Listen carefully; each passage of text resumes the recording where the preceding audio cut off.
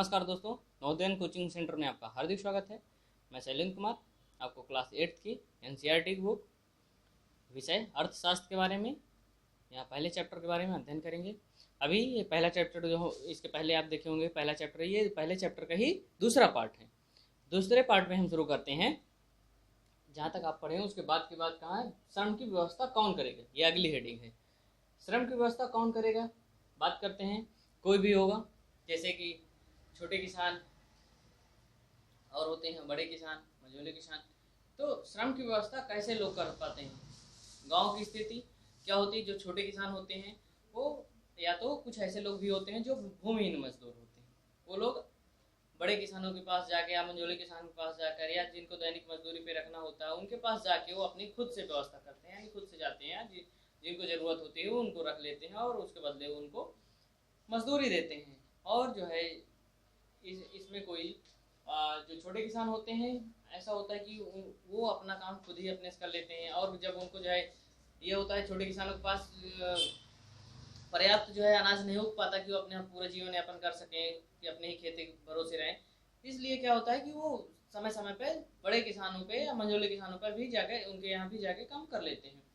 और बात करेंगे कि श्रमिक जो होते हैं वो कैसे उनको यानी कि मजदूरी दी जाती है। या तो उनको दैनिक मजदूरी दी जाती है, या तो उनको ऐसा होता है, कभी कभी ऐसे भी कुछ जगह होते हैं जो कि पूरी कटाई के लिए रख लेते हैं मजदूर। या तो कुछ ऐसे होते हैं, बड़े मजदूरों की बात कर रहे हैं, जो मजदूर रखते हैं, मजदूरों के पास जो काम करने के लिए होते हैं वो श्रमिक होते हैं, या तो भूमिहीन मजदूर होते हैं वही जाते हैं, या तो छोटे किसान जाते हैं बड़े किसानों के पास। तो ये लोग क्या करते हैं, कभी कभी होता है कि पैसा दे देते हैं, कभी कभी अनाज दे देते हैं, कभी कभी भोजन भी दिया जाता है साथ में, कि मजदूरी के साथ भोजन भी रहेगा, उनको भोजन भी दिया जाता है। इस तरह अलग अलग जगह पे व्यवस्था रहती है। और बात करेंगे कि यहाँ पे इन लोग को जो मजदूरी दी जाती है, मजदूरी बहुत कम दी जाती है। मजदूरी की बात करें तो 2017 में सरकार द्वारा जो है न्यूनतम मजदूरी 300 रुपये रखी गई थी। लेकिन यहाँ पालमपुर की बात करते हैं तो उस समय जब सरकार ने 300 रुपये रखा था तो पालमपुर में 160 रुपये मजदूरी थी।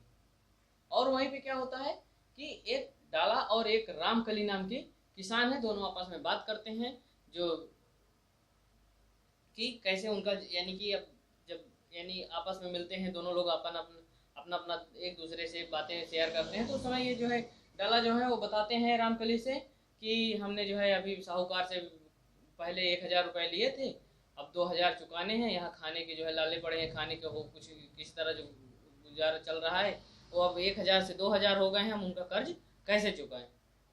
तो वहीं पे रामकली बताती है कि हाँ जो है एक घनश्याम नाम के जो है किसान है, बड़े किसान है, वो जो है उनके यहाँ पिछले बार जो है हार्वेस्टर लिए थे और उसकी वजह से वो क्या किए थे, उनके पास 5 महीने से भी कम समय में पिछले साल उनको काम मिला था।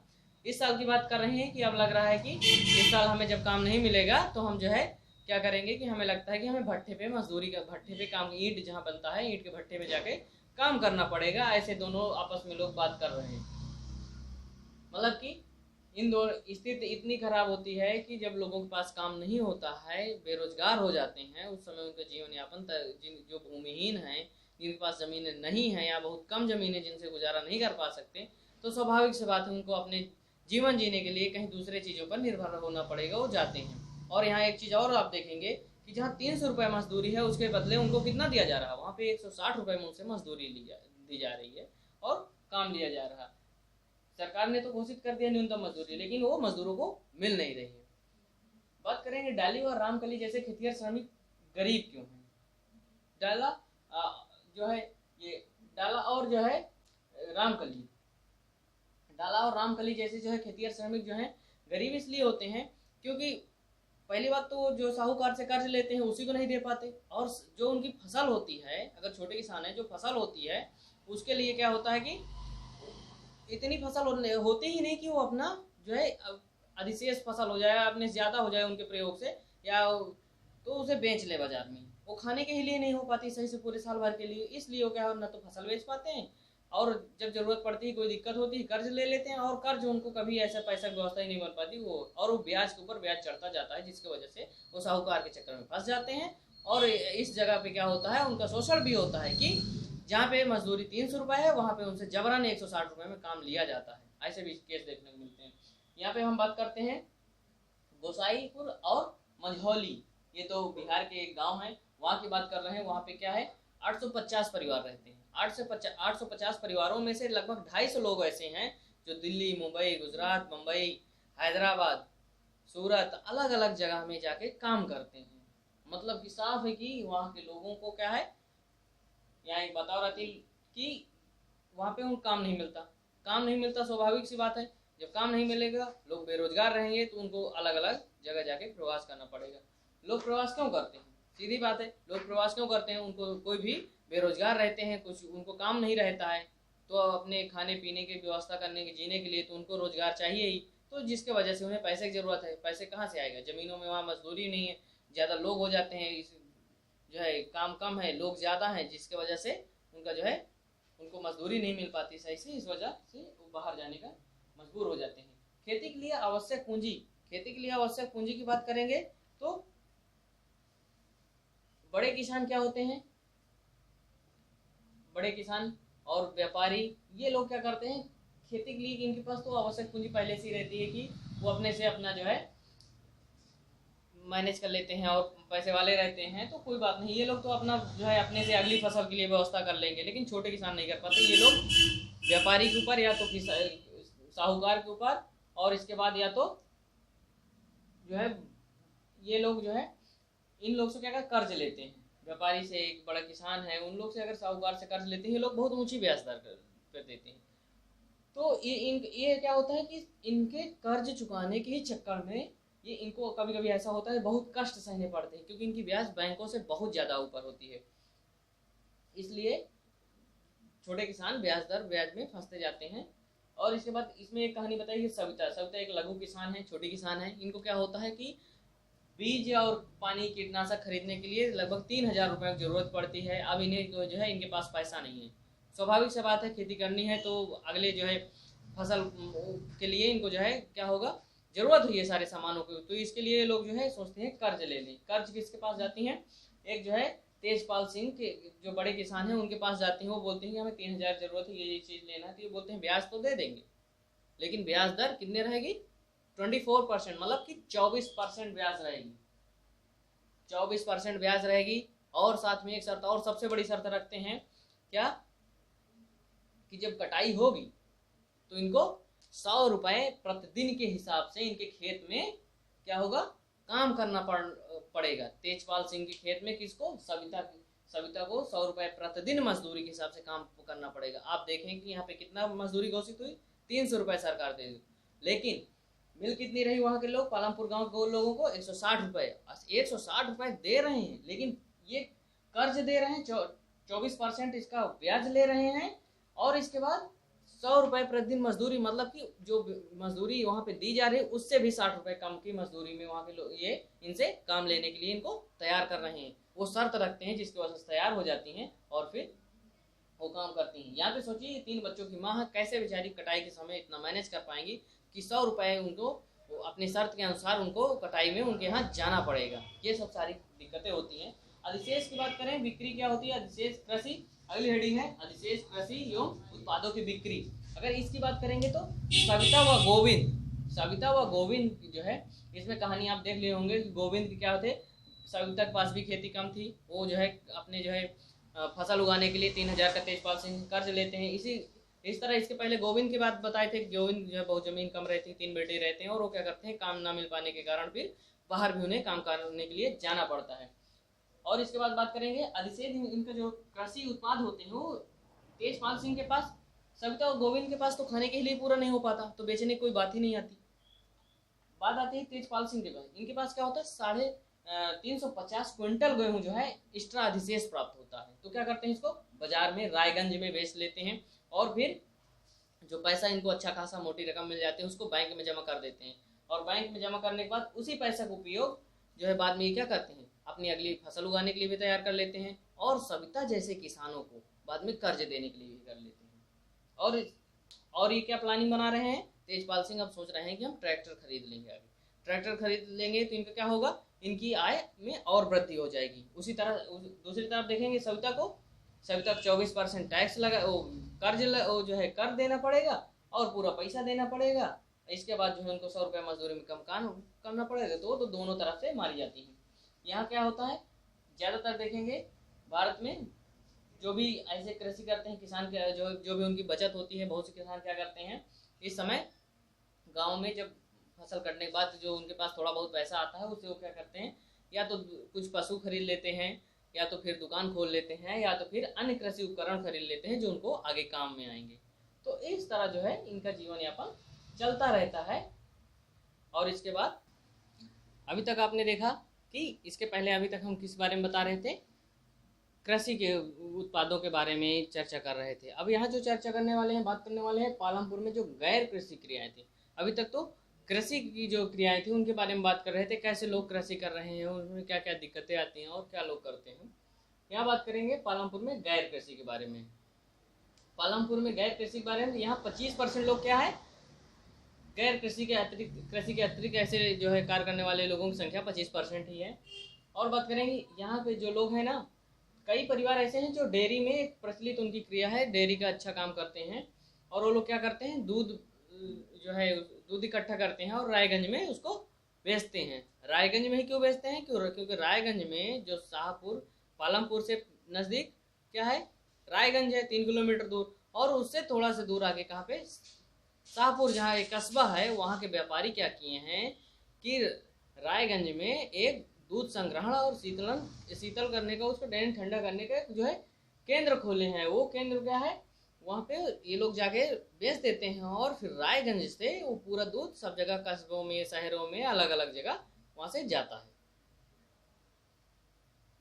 ये जो है पालमपुर की गैर कृषि क्रियाओं में है। और इसी तरह है क्या, पालमपुर में लघु स्तरीय विनिर्माण का एक उदाहरण की बात करते हैं।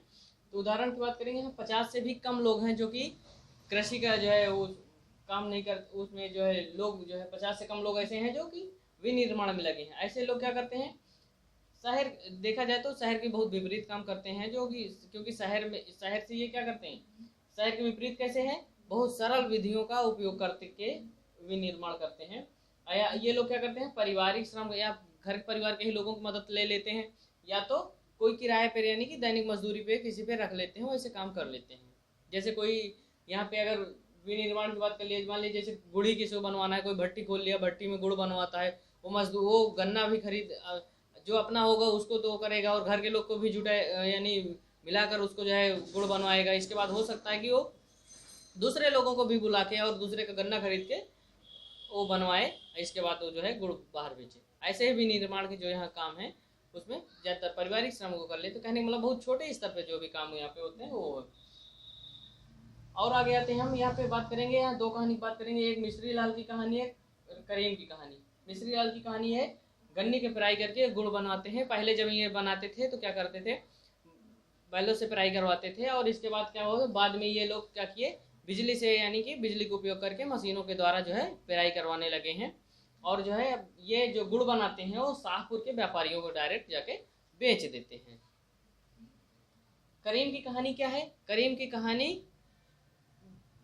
गांव, ये क्या करते हैं, गांव में कंप्यूटर केंद्र खोल लिए और कई विद्यार्थियों को ये कॉलेज जाते हुए देखते हैं, तो इनके मन में आया कि हम क्या खोल लेते हैं, कंप्यूटर केंद्र खोल लेते हैं। और केंद्र खोलने से क्या हो जाता है, यहाँ पे इनके यहाँ बच्चे आने लगते हैं। और केंद्र चलाने के लिए इन्होंने क्या जो है पता किया, तो इनके गांव में 2 ऐसी महिलाएं थी जिनके पास डिग्रियां तो थी कंप्यूटर की, लेकिन उसका कोई उपयोग नहीं था क्योंकि वो घर में ही रहती थी, घर का ही काम करती थी। फिर ये क्या किया, उनको अपने यहाँ रख लेते हैं और बच्चों को पढ़वाने लगते हैं। और इसके बाद देखते हैं कुछ ही दिन में यहाँ पर्याप्त मात्रा में इनके यहाँ हाई स्कूल के बच्चे काफ़ी हो जाते हैं, जो इनका अच्छे से काम चलने लगता है। यहाँ पे देखेंगे मिश्री लाल और करीम की कहानी में क्या अंतर है, दोनों को देखें, दोनों के श्रम में दोनों का अंतर है। ये क्या करते हैं, गुड़ गन्ना की पिराई करवाते हैं, फिर उसको करते हैं। इनका काम सिर्फ क्या है, एक बार कंप्यूटर केंद्र खोल दिए, बच्चे आ रहे हैं, बच्चे फीस दे रहे हैं, उनका बढ़िया इनकम बराबर आ रही है। इनका क्या है, फिजिकली बहुत ज़्यादा मेहनत है, गुड़ बनाना, फिर उसको फिर बेचना, ये काफ़ी जो है मेहनत वाला काम है। इसमें क्या है, कंप्यूटर केंद्र खोल दिए, इनके पास पैसा रहा होगा, 2 लोग को रख दिए, इसके बाद इनकी इनकम अच्छे से आने लगी है, तो ये अलग मुद्दा हो जाता है। और देखेंगे कि पालमपुर के दुकानदार क्या करते हैं। पालमपुर के दुकानदार की बात करें तो पालमपुर के दुकानदार जो है शहर के बाज़ारों में जाते हैं, कई तरह की चीज़ें जो है खाने पीने की, और इसके बाद और अन्य तरह की चीज़ें हैं, जैसे मंजन है, बिस्किट है और नमकीन है, हर तरह तरह तरह की चीज़, कहने का मतलब शहर के बाज़ारों से खरीद लेते हैं और उसको गांव में फिर बेचते हैं। ये वहाँ के दुकानदारों को पालमपुर गांव का जो है काम है कि बाज़ारों से खरीदना है और गांव में बेचना है। परिवहन का भी वहाँ तेज़ी से विकसित होता है एक क्षेत्र नज़र आ रहा है वहाँ पे। क्यों? क्योंकि जो पालमपुर है और रायगंज में है बराबर सब एक दूसरे से जुड़े हुए हैं। वो रायगंज से फिर जो शाहगंज के लिए रोड जाती है वो भी सब जुड़ी हुई। तो यहाँ पे क्या करते हैं कि जो लोग आने जाने वाले हैं और सामान जिनका ले आने जाने के लिए होता है, तो यहाँ पे रिक्शा वाले, तांगा वाले और जीप वाले, ट्रैक्टर, ट्रक ड्राइवर, ये वे लोग हैं जो परिवहन में शामिल हैं। कौन कौन से? रिक्शा वाले, तांगे वाले, जीप वाले, ट्रक वाले, ट्रैक्टर वाले, ये वो लोग हैं जो परिवहन में शामिल हैं। ये लोग क्या करते हैं? वस्तुओं को एक जगह से दूसरी जगह ले जाते हैं, उसके बदले वो पैसा लेते हैं। जैसे मतलब सवारी ढोते हैं उस तरह, या कोई सामान ढोता है उसके बदले ये विकसित होता क्षेत्र नजर आ रहा है। क्योंकि अब लोगों का धीरे धीरे पहले की तुलना में परिवहन बढ़ने लगा है, लोग जो है आवागमन और सारी चीज़ें ज़्यादा करने लगे। किशोर की कहानी की बात करें तो अभी तक तो आपने देखा होगा कि हम डाला की कहानी पढ़े, रामकली की कहानी के बारे में बात की है। अब यहाँ एक और बात आती है अन्य तरह की, कि किशोर की कहानी। किशोर की कहानी की बात करेंगे तो किशोर की कहानी में क्या होता है कि वो निर्धन भूमिहीन मजदूर हैं। निर्धन भूमिहीन खेतीहर मजदूर हैं, मतलब खेतों में काम करते हैं, निर्धन है, गरीब हैं बेचारे, उनके पास ज़मीन नहीं है। वो क्या करते हैं? बैंकों से कर्जा लेते हैं। अभी तक आपने जो देखा उनसे ये इनका जो है अलग बातें इनमें पता चले। क्या करते हैं? ये तो निर्धन भी हैं, भूमिहीन खेतीहर मजदूर भी हैं। वो क्या करते हैं? बैंक से कर्जा लेते हैं और भैंस खरीदते हैं। भैंस खरीदने के बाद वो क्या करते हैं? जो दूध होता है उसको बेचते हैं। तो जो उससे इनकम आती है, धीरे धीरे इनका जो है घर चलता है। और इसके बाद क्या होती है, जो क्या करते हैं? भैंसा गाड़ी बना लेते हैं। और इसके बाद क्या होता है, जब भैंसा गाड़ी बना लेते हैं तो ये सप्ताह में एक दिन इनका फिक्स हो जाता है। कोई कुम्हार रहते हैं उनके यहाँ उनको मिट्टी लाना होता है, तो ये मिट्टी लाते हैं उनके लिए, और बर्तन बनाने के लिए मिट्टी चाहिए। तो इसके बाद क्या करते हैं? ये कभी कभी गुड़ और अन्य सामानों को, जो जिनको ज़रूरत होती है उनका सामान ले जाकर ये शाहपुर के बाज़ार में ले जाते हैं। तो जिससे इनका क्या हुआ, इन्होंने बहुत सही डिसीजन लिया। इनके पास कुछ नहीं था, बैंक से भैंस खरीदने के लिए पैसा लोन मिल गया, कर्ज ले लिए। तो क्या हुआ कि इनको बहुत कम पैसे में ब्याज मिली। जो पैसा मिला है वो बहुत कम ब्याज दर है उसकी। और इसके बाद वो धीरे धीरे अपना जो है मेहनत करते हैं और धीरे धीरे अपनी आय में वृद्धि करते हैं। इसके विपरीत आप देखे होंगे डाला क्या करते हैं? रामकली बता रहे होते हैं कि 1000 लेते हैं साहूकार से और 2000 हो गया उसका ब्याज जुड़ के। अब उनको क्या है, खाने की दिक्कत होती थी कि किसी तरह उनका गुजारा चल रहा था, और जो 1000 से 2000 उनका रुपया ब्याज जुड़ के हो गया पैसा, उसको कहाँ से भरेंगे? उनके समझ में नहीं आ रहा था कि आगे कैसे कहानी होगी, कैसे गाड़ी चलेगी। रामकली की तो दूसरी दिक्कत थी। रामकली को फसल उगाने के लिए जो है क्या करना था, पैसा की जरूरत थी, इसलिए उन्होंने 3000 किसे तेजपाल सिंह से ले लिए थे। जब तेजपाल सिंह से पैसा मांगे तो उन्होंने क्या किया था कि बोले थे कि 24% हम ब्याज लेंगे, 24% ब्याज लेंगे प्लस 4 महीने के लिए मानेगी। शर्त यह है कि 4 महीने के लिए हम कर्ज दे रहे हैं और 24% ब्याज लेंगे, और इसके बाद जब कटाई हमारे खेतों की होगी तो आपको काम करना है, वो भी 100 रुपये प्रतिदिन मजदूरी के हिसाब से। अब सोच लीजिए कि 2017 में मार्च में सरकार ने 300 रुपये अगर उसको जो है निर्धारित न्यूनतम मजदूरी कर दिया, और वो कितना दे रहे थे वहाँ उसको पालमपुर गांव में 160 रुपये दे रहे थे, और इनको कितना दिया जा रहा है? 100 रुपये मजदूरी दिया जा रहा है। कहने का मतलब इनको एक तो ये पैसा तो दे रहे हैं, कौन? तेजपाल सिंह। पैसा देने के साथ साथ क्या किए कि उधर उनकी मजदूरी भी काट रहे हैं, इधर ब्याज भी बहुत ज़्यादा लगा रहे हैं, जो कि बैंक से कई गुना ज़्यादा है। तो इधर आप देखे होंगे कि गांव में किस तरह के लोग होते हैं, कैसे कैसे उनकी सिचुएशन होती है। एक तेजपाल जैसे लोग होते हैं, एक साहूकार होते हैं जो कि लोगों को खून चूसते रहते हैं, पैसा लेते रहते हैं, ज़बरदस्ती उनके ऊपर ब्याज के ऊपर ब्याज चढ़ाते रहते हैं, और गरीब मजदूर पिसता जाता है, जो कि भूमिहीन और मजदूर रहते हैं। और बहुत से लोग ऐसे भी होते हैं जिनको काम नहीं होता, वो लोग क्या करते हैं, गाँव शहरों की तरफ पलायन करने लगते हैं। और जो पढ़े लिखे लोग होते हैं कुछ जैसे व्यवसाय कर लेते हैं, चुन्नीलाल और जैसे करीम की कहानी में है, वो जो है अपना वैसे व्यवसाय कर लेते हैं तो उनकी आय अच्छी होने लगती है। और जो है जो नहीं कोई जिनके पास बेरोजगार होते हैं वो सीधे गांव शहर की तरफ पलायन कर जाते हैं, वहाँ पे कुछ ना कुछ काम धंधा करते हैं जिससे उनका जीवन यापन होता है। तो इस तरह देखेंगे कि गांव में विभिन्न तरह की चीज़ें आई आपके सामने, कोई कर्ज में फंस जाते हैं, कोई किसी को खाने की दिक्कत होती है, कोई पैसे में ही पैसे, किसी को बहुत प्रॉफिट, किसी को कुछ प्रॉफिट ही नहीं, किसी को भोजन की ही दिक्कत पड़ जाती है। ये जो है, और इसमें देखें कि जो इसमें रामकली थी, एक और सविता की कहानी आई कि उनको पूरा काम नहीं मिलता, तो वो क्या करती हैं, ये सोचती हैं कि ये जो है हमें जो है ईंट के भट्ठों में जाके काम करना पड़ेगा। तो इस तरह के देखे होंगे कि एक गांव की कैसी कहानी लेकर इसमें काल्पनिक गांव के रूप में सारी घटनाओं का वर्णन किया गया है कि किस तरह लोग रहते हैं, कैसे कैसे लोग रहते हैं, वहाँ पे क्या क्या भिन्नताएं हो पाई जाती हैं। ये पूरा इसमें विस्तार से वर्णन रहा। आप लोग को दोनों समझने के लिए पहले वीडियो भी देखना होगा, ये वीडियो भी देखेंगे तब आपका जाके ये पहला चैप्टर पालमपुर गांव की कहानी कंप्लीट होगी। उम्मीद करते हैं आपको ये पूरा चैप्टर अच्छे से समझ में आ गया होगा। आशा करते हैं हमारी वीडियो जरूर आपको अच्छी लगी होगी। तो प्लीज़ इस जो है आप हमारे चैनल को ज़्यादा से ज़्यादा सब्सक्राइब करिए, लाइक करिए एंड शेयर करिए, और ये इस चैप्टर को ज़्यादा से ज़्यादा दूसरे लोगों तक पहुँचाने का कष्ट करिए। Thank you.